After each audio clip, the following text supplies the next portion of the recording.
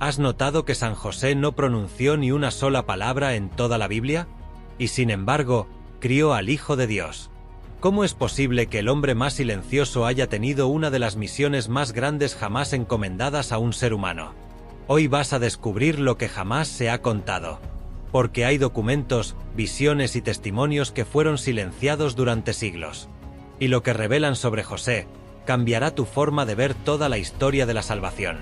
Suscríbete ahora, porque esta es la historia que la Iglesia solo susurra, pero que tú estás a punto de escuchar. En mi camino por Tierra Santa, antes siquiera de poner un pie en Nazaret, ya sentía que algo se me escapaba. Era como si una presencia antigua se moviera por los márgenes de la historia, como si alguien fundamental hubiese sido deliberadamente olvidado o escondido. Todos conocemos la figura de María, la Madre de Jesús. Su pureza, su sí a Dios, su constante presencia en los Evangelios. Pero, ¿qué pasa con José? ¿Quién era el hombre al que Dios confió a su propio hijo y a su madre? ¿Por qué lo sabemos todo sobre Pedro, sobre Pablo, sobre Santiago y tan poco sobre José? Las escrituras canónicas son parcas con él. Lo mencionan en momentos clave: la genealogía, el nacimiento en Belén, la huida a Egipto, el regreso a Nazaret y luego, nada.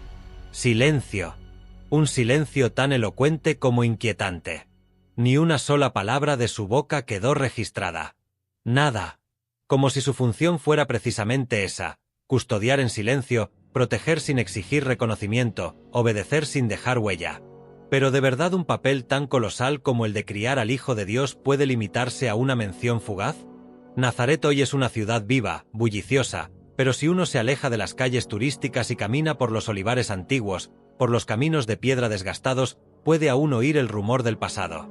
Una mujer anciana me recibió en su casa, cerca de la llamada Fuente de María. Con la piel surcada por los años y los ojos cubiertos por una fe inquebrantable, me ofreció un café especiado y un relato que cambiaría mi investigación para siempre. No fue un carpintero cualquiera, me dijo, casi en susurro.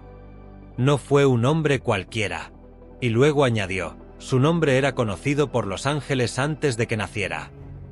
Lo tomé como una licencia poética, pero su mirada no tenía nada de simbólica. Me habló de una tradición transmitida por generaciones, la idea de que José no solo era un buen hombre, sino un elegido, un justo en grado que hoy no comprendemos, formado por Dios desde el seno materno, como los profetas del Antiguo Testamento. Entonces recordé un detalle olvidado: el Evangelio de Mateo lo llama explícitamente justo. No bueno, no devoto, sino justo. En el lenguaje bíblico, justo no es una palabra menor.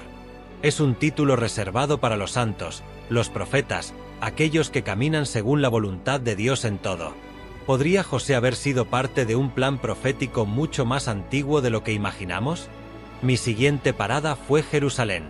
Allí, en los archivos poco conocidos del Patriarcado Latino, se conservan documentos no incluidos en el canon oficial, pero que han sido citados por teólogos y santos a lo largo de los siglos. Entre ellos, el llamado Protoevangelio de Santiago. Un texto considerado apócrifo, pero que contiene elementos profundamente arraigados en la tradición cristiana. En él se dice que José era viudo y anciano cuando fue llamado a ser el esposo de María. Un hombre de avanzada edad, piadoso, temeroso de Dios.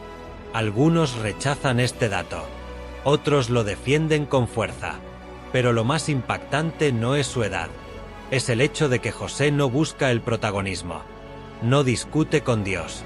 No exige explicaciones. No huye de su misión. La acepta, en silencio. ¿Y si ese silencio fuera la clave?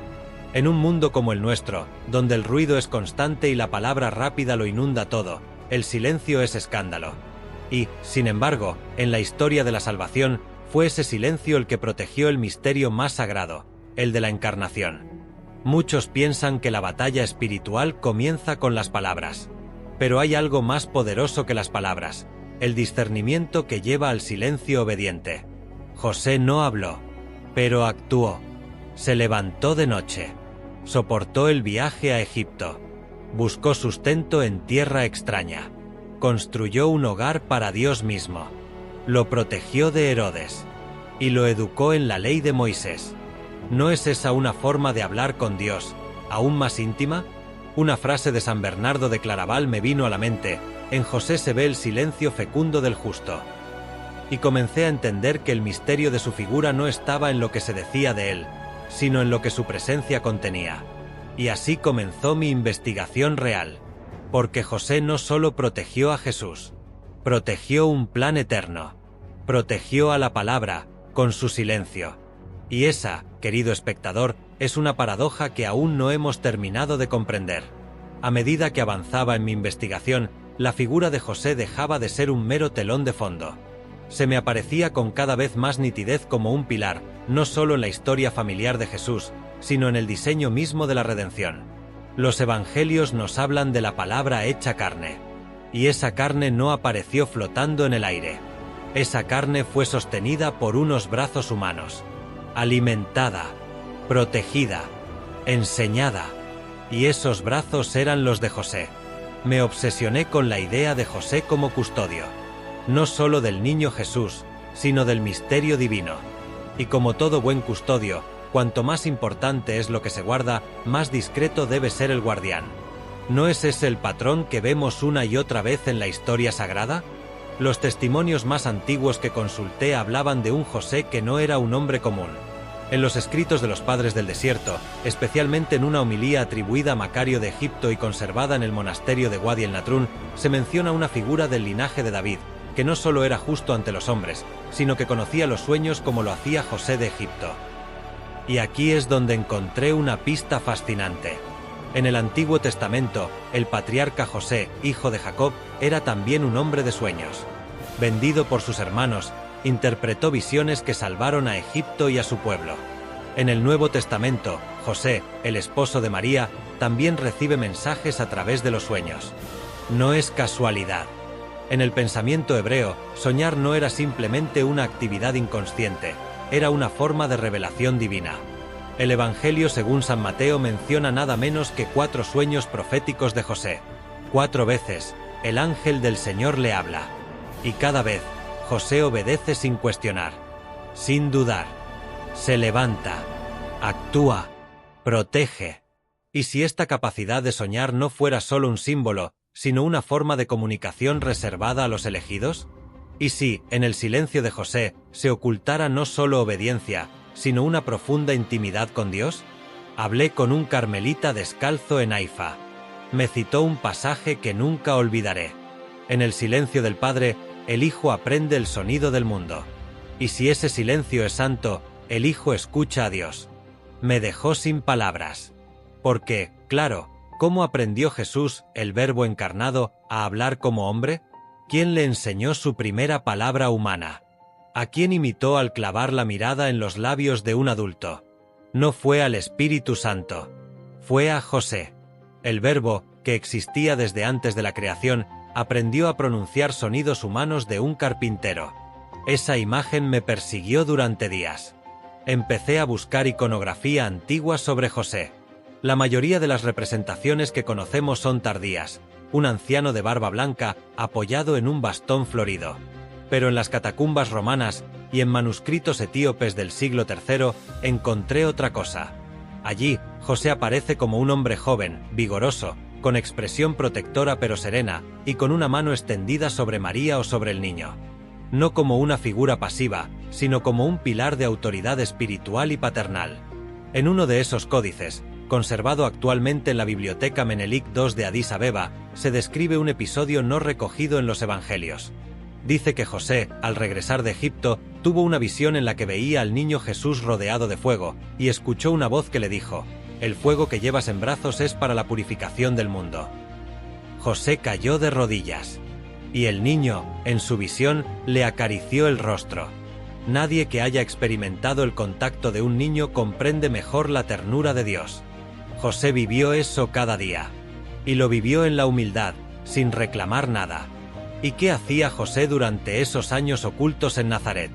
Los evangelios llaman a Jesús el hijo del carpintero. No el hijo del sacerdote, no el hijo del maestro. El carpintero. Y en aquel tiempo, carpintero no era quien solo labraba madera, era quien trabajaba tanto con la piedra como con el barro, construyendo herramientas, techos, yugos, marcos, elementos esenciales para la vida. El carpintero era el constructor de lo cotidiano. ¿Y si esa también fue su misión espiritual? Me lo pregunté mientras caminaba por los restos de una antigua aldea galilea. Frente a una vieja sinagoga derruida, un guía local me dijo que muchas de las estructuras antiguas de Nazaret fueron construidas por una misma familia, conocida por su habilidad y su fidelidad. La tradición oral, al parecer, identificaba a esa familia con la de José. Pero, ¿por qué todo esto no está en la Biblia? ¿Por qué tanto silencio? Quizá porque José representa una espiritualidad radicalmente diferente. La espiritualidad del que obedece sin buscar protagonismo. Del que ama sin exigir respuesta. Del que guarda, porque entiende que la revelación no necesita ser explicada, sino acogida. San José no necesitó palabras para enseñar. Ni siquiera necesitó milagros. Porque su milagro fue cotidiano, vivir con Dios sin caer en la vanidad. ¿Y no es ese el mayor signo de santidad? La noche había caído sobre Nazaret con una extraña lentitud. El aire estaba denso, casi pesado, como si el tiempo mismo dudara en avanzar. José había terminado su trabajo del día y, como era su costumbre, se arrodilló en la esquina más oscura de su taller para rezar. No usaba palabras. Nunca lo hacía. Solo se limitaba a cerrar los ojos y dejar que su corazón dialogara con lo invisible. Pero esa noche, algo era diferente. Según un antiguo texto del siglo IV atribuido a un monje copto llamado Menas, conservado solo en fragmentos dentro del Codex Marianus, un resplandor comenzó a inundar lentamente el interior del taller de José.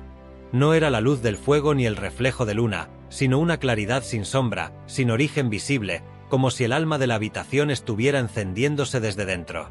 Fue entonces cuando el carpintero se dio cuenta de que no estaba solo. La figura que apareció ante él, describen los antiguos códices como una forma sin rostro pero con voz, le habló en un idioma que José no había escuchado antes, y sin embargo, comprendió perfectamente. Algunos teólogos modernos creen que fue arameo celestial, una forma pura del verbo, sin corrupción humana. Otros, más arriesgados, sostienen que fue simplemente silencio, pero un silencio tan pleno de contenido que José lo entendió como si fuera palabra hablada. María, la que te ha sido dada, ha sido visitada por el Espíritu de Dios, y concebirás al Hijo del Altísimo. Esas fueron, según la tradición recogida en los pergaminos de Kairos, las palabras que resonaron en el corazón de José. Pero su reacción no fue la que esperaría un creyente moderno. No hubo júbilo. No hubo alabanza inmediata. Solo una sombra oscura que se deslizó sobre su rostro. José, el justo, el obediente, el varón silencioso, comenzó a temblar.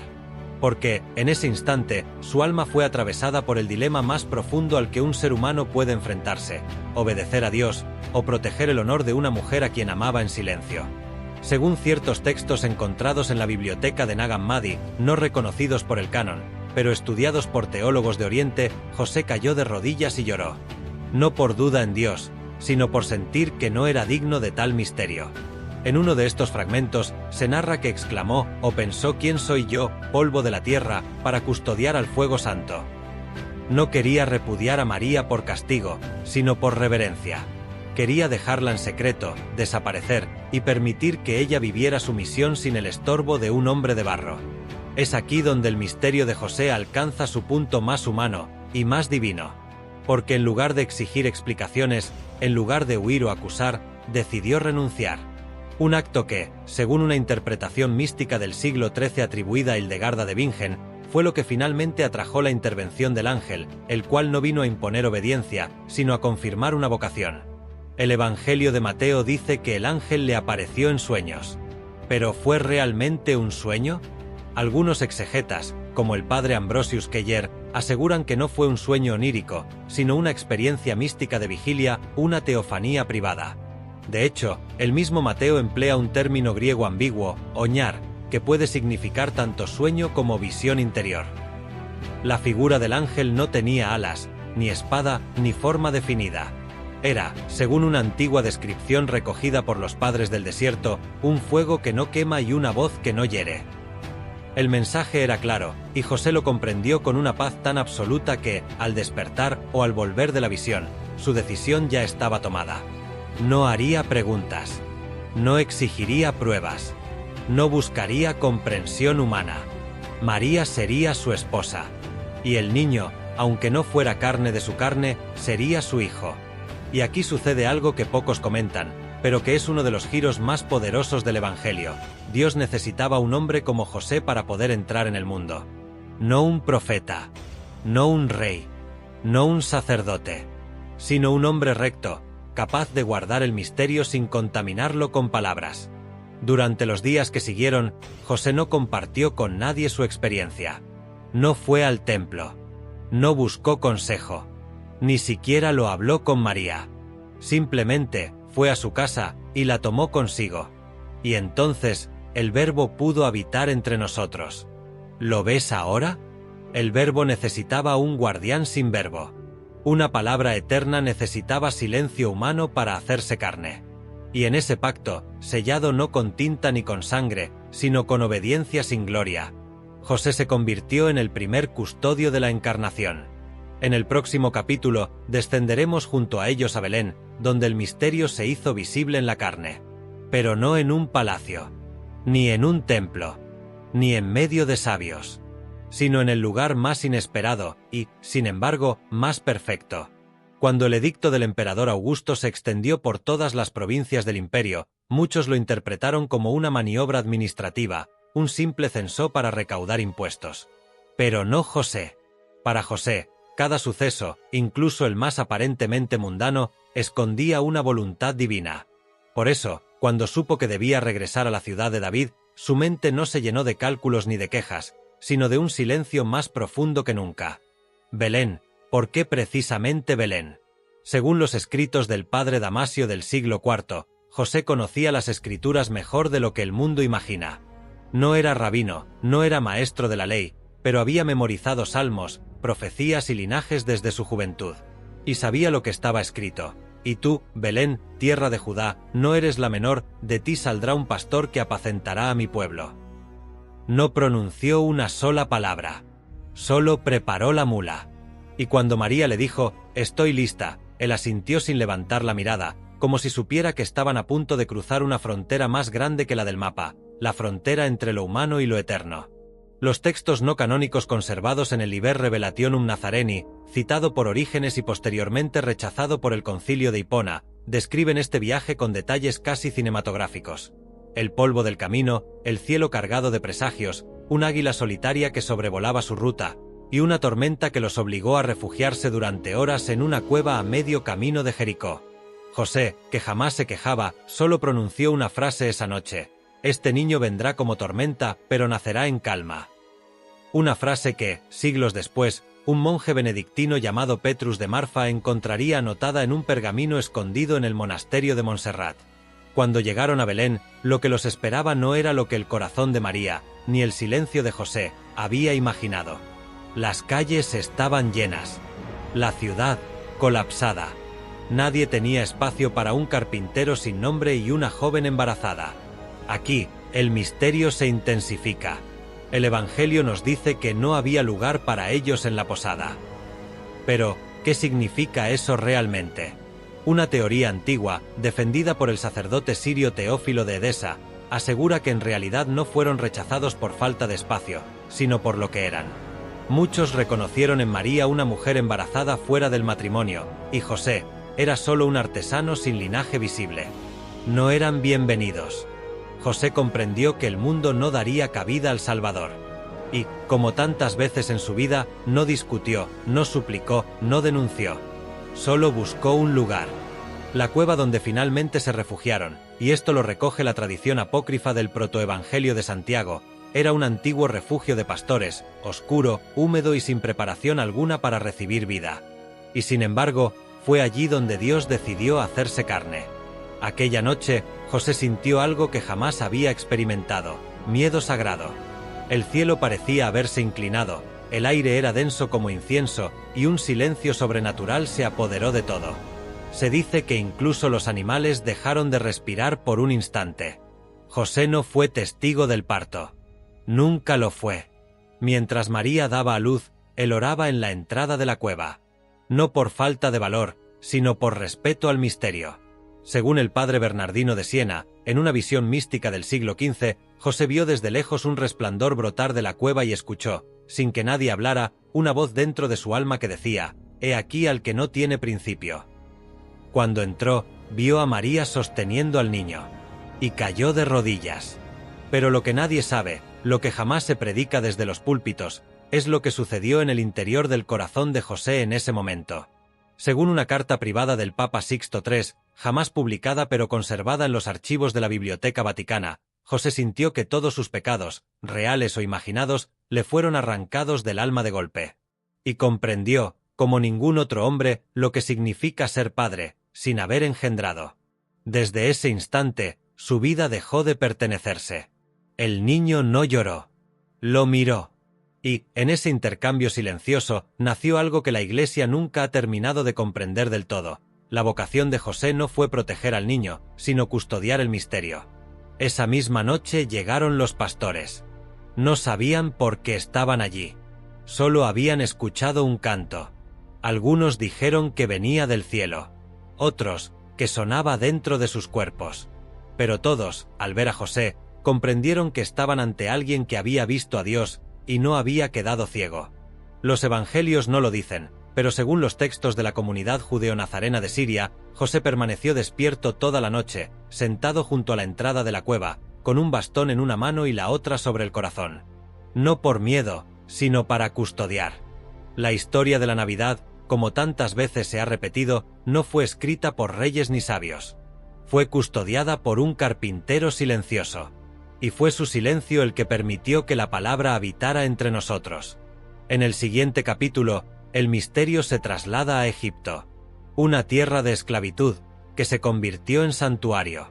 Porque cuando Herodes ordenó la matanza, el Padre terrenal de Dios tuvo que huir como un criminal, para salvar al que salvaría al mundo. Nazaret era una aldea minúscula, una esquina casi olvidada de Galilea, donde el polvo del camino se mezclaba con el olor a madera recién cortada. No llegaban mensajeros del templo ni soldados del imperio. Solo el eco del martillo, el silbido del serrucho y los rezos al amanecer. Allí, en medio de esa vida simple, vivía el que sería el custodio del Mesías. Pero este capítulo de su vida no se entiende sin un hecho clave: la elección de su silencio. Muchos santos hablaron, predicaron, escribieron, dejaron cartas, exhortaciones, himnos. San Pablo llenó epístolas. Pedro dio discursos. María entonó el Magnificat. ¿Y José? No hay ni una sola palabra suya en toda la Escritura. Nada. Solo actos. Decisiones. Presencia. Fe silenciosa. Esto, para los padres de la Iglesia, no era una omisión. Era un misterio deliberado. San Agustín llegó a decir que José era el testigo del silencio de Dios. Y en el siglo IX, en un comentario perdido de Rábano Mauro encontrado en un códice deteriorado de Fulda, se leía: «El esposo de María fue lengua sin carne, voz sin sonido, eco de la palabra que él mismo sostenía entre sus brazos». ¿Quién puede comprender tal llamado?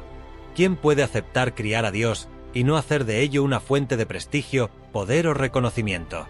José aceptó desaparecer, que su nombre no hiciera ruido, que su legado se transmitiera por el ejemplo y no por la voz. Y no fue fácil. Según un apócrifo etíope conservado en el monasterio de Debre Damo, cuando José caminaba por los caminos de Galilea con el niño Jesús, muchos lo insultaban. Algunos lo llamaban el carpintero engañado, el esposo de la madre infiel. Él, en silencio, bajaba la cabeza. Otros niños reían del pequeño Jesús llamándole bastardo.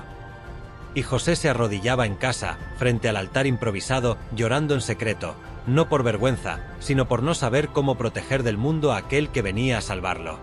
Lo más fascinante es que su silencio no fue pasividad.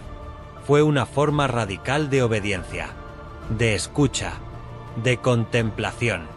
Como si Dios le hubiera dicho: habla solo cuando el cielo te lo pida. Mientras tanto, sostén el universo con tus manos calladas. Y José obedecía.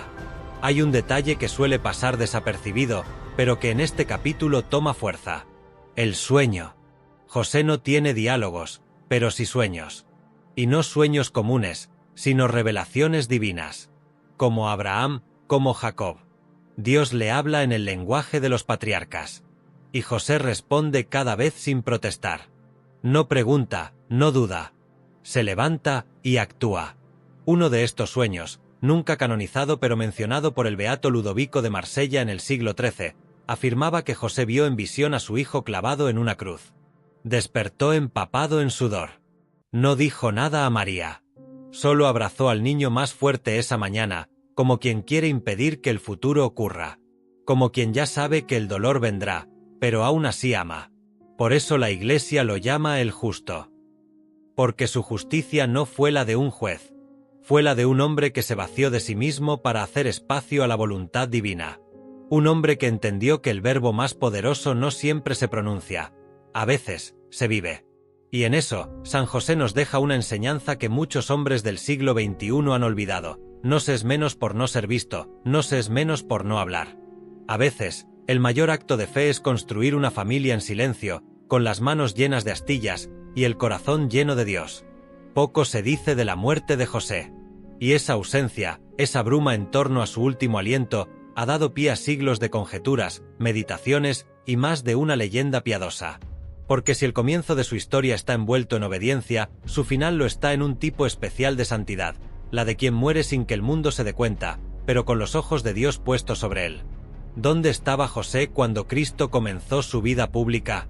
¿Dónde estaba cuando María seguía a su hijo, cuando los discípulos se reunían en torno al Maestro, cuando se obraban milagros y se predicaban parábolas? No estaba. Al menos no en la carne. No en la tierra. La tradición más antigua afirma que José murió antes del primer milagro de Jesús en Caná. Y sin embargo, hay documentos, enterrados en los márgenes de la historia, que nos permiten reconstruir los últimos días del custodio del Redentor.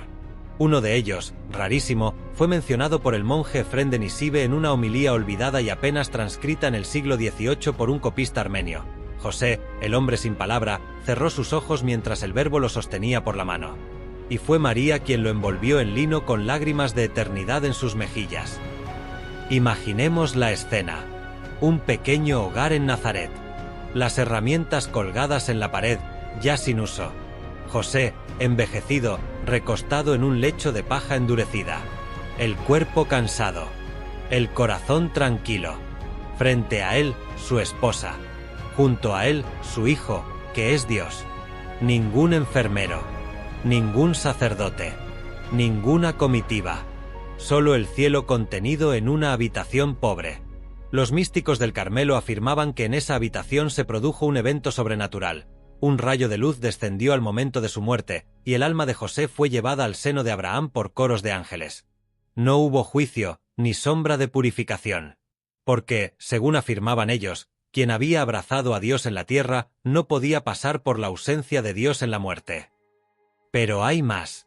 En el año 1947, en un monasterio ya desaparecido en San Miniato, Italia, se descubrió un códice que mencionaba un evangelio oral jamás canonizado, el Testamento de José.